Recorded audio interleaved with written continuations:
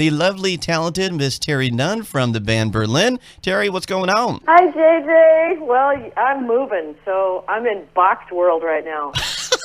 I'm up to my face in boxes at the moment. And you're in the middle of starting up a new tour. You got a radio show. You got a new album you're working on. You're a busy girl. It's kind of boring around here.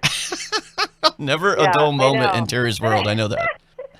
Yeah, there's a lot going on. It's good though. It's a lot of dreams coming true, just all at once. And it's always good to be busy, right?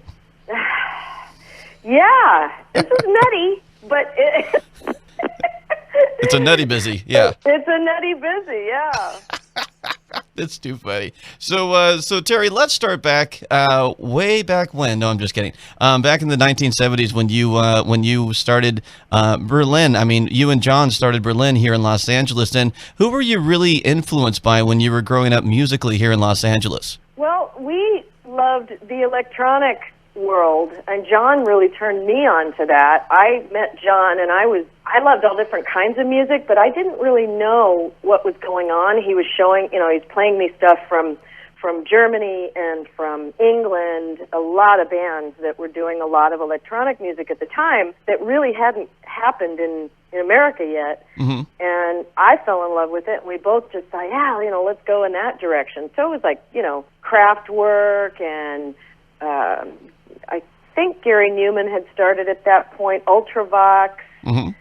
These bands were just completely unheard of, and that sound. And when we started playing it ourselves in the clubs here in LA, I mean, people were like, "What?" They just didn't get it. They'd never heard synthesizers. They didn't understand looking at a band that had weird sounds and a bass that didn't come out of a guitar. Right. I mean, they were just really confused by what we were doing. But we got better, and the songs we just kept writing and trying out the music, and it eventually caught on. And how did that first recording contract come about, Terri?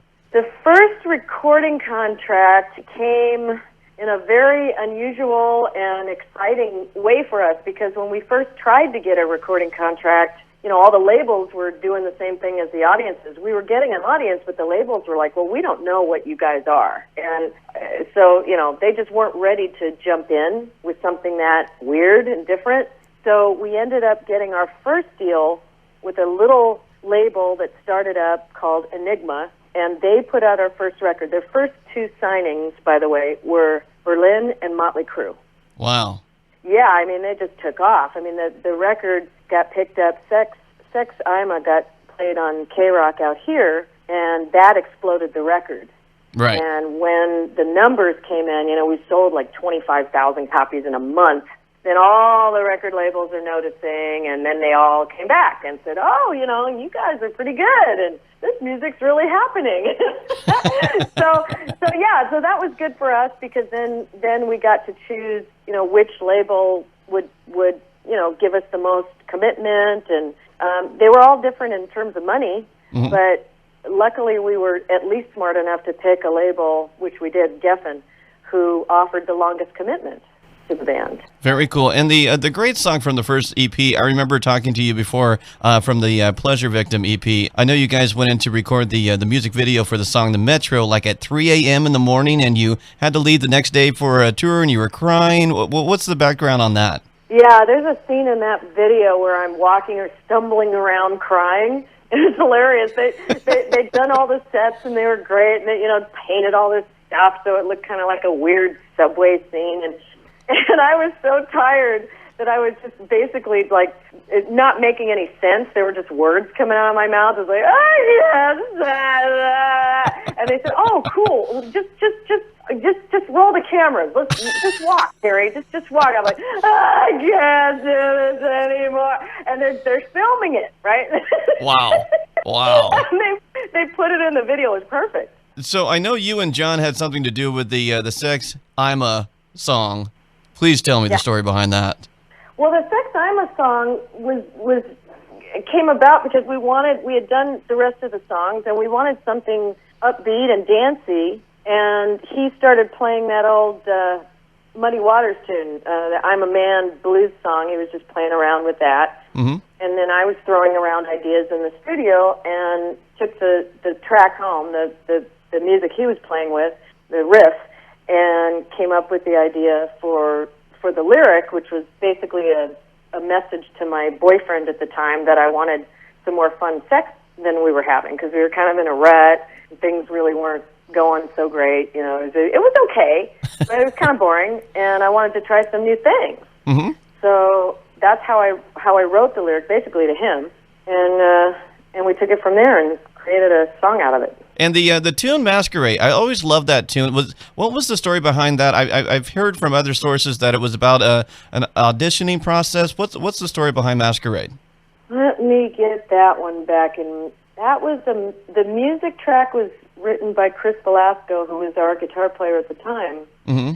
And the words, what did he write that about? I mean, it's clearly about a long gone time. I believe he just took the idea of Berlin and the heyday of that city, which is one of the reasons we wanted to be called that, because it was just such a bastion of and creativity and art Mm-hmm. in the middle of hell, you know, in the middle of communism at the time. That's what we were kind of trying to get that feeling going with the band, and I think that was his image that he was writing about. And that's perfectly fine, perfectly fine. And then the band Berlin actually released their album Love Live, which is one of my personal favorites, and it featured a song called No More Words, which was actually released as a single for the movie Vision Quest, but it wasn't on the original soundtrack. What's the story behind that? That song was it was originally released as a single, and it was our first charting, top 40 song. Right. Before that, we were kind of to the left Mm-hmm. of the charts, but that charted. And then I believe Geffen licensed it to that movie. Okay. So that's all I know about it. I mean, of course, they got our approval, and that was fine with us. But I'm not sure why it didn't end up on the soundtrack. Yeah, it was weird because I read somewhere where it was a number of words was the flip side to, I think, one of Madonna's tracks on the 45 from back then, and they were promoting the movie, but it was never on the actual LP. It's weird, something like that. Yeah, I think Geffen had control of that soundtrack, so Gotcha. I think they were putting their own songs on it. And speaking of the city of Berlin, I always loved the track "Dancing in Berlin." Was the inspiration behind that tune because of the city of Berlin, or what's the background on that tune? Yeah, we're doing that in the show live right now. Wonderful. We did an updated version of that. Just getting the lyrics back in my head. I don't think it's that deep. I think it's just about dancing around and dancing in Berlin. I don't think there's really a story. At least there isn't for me. Another happy song. Okay. Yeah. Okay. That's just a happy let's dance song. Yeah. And I know, Terri, you've told this story 1,000 times, probably to me. What's the interesting story behind the great, big, huge monster hit, Take My Breath Away?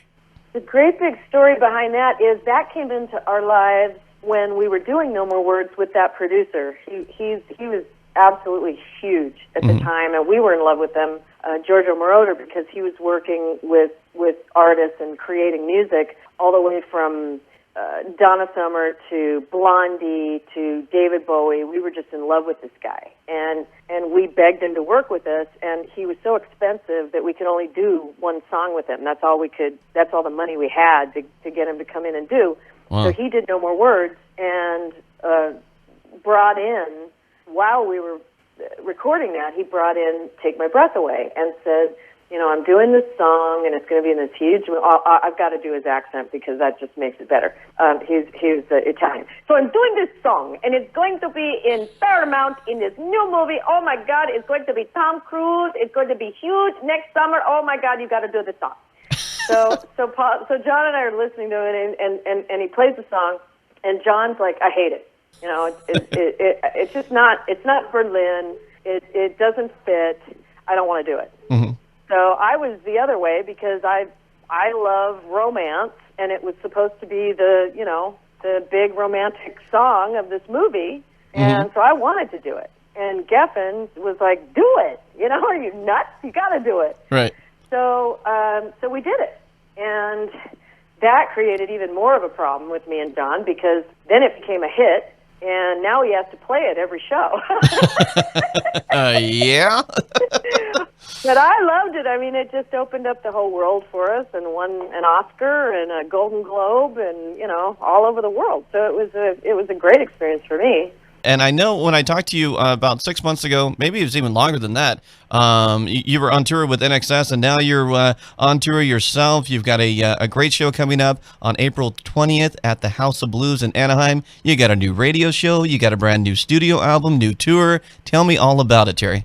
Yeah, it's a busy time. The new album is really exciting. It's a new producer-writer team that I'm working with. One guy, he's well-known. He's famous, actually, now, and he's an old friend. Marty Fredrickson, his hits have been with Aerosmith and Sheryl Crow. And he brought in this other guy because I want to do, like, a lot of electronic and dance music. That's what I'm into right now. Mm-hmm. So this guy, Derek Canavo, is from a band called Elegy, who I really love, and he's now producing and working with artists. So he came in, and the three of us are creating this music, and it's off the hook. It's just so good. I can't stand it. Anyway, so this is going to come out. This will come out this year, and the songs I'm starting to put in the show to get audience feedback. I think it's going to be a pretty great, exciting tour for us.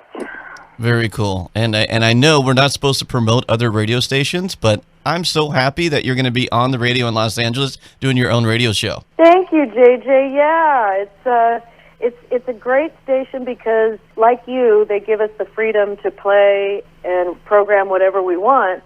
Uh-huh. But it's a wonderful thing. It's a really cool show. Very cool. And Terri, do we have a release date for the new album yet? No, but we're shooting for fall. We're working feverishly, and we are shooting for a fall release. Thanks for having me on your show, JJ. You got it, Terri. Anytime. Appreciate your support. You've been there a long time. Thank you.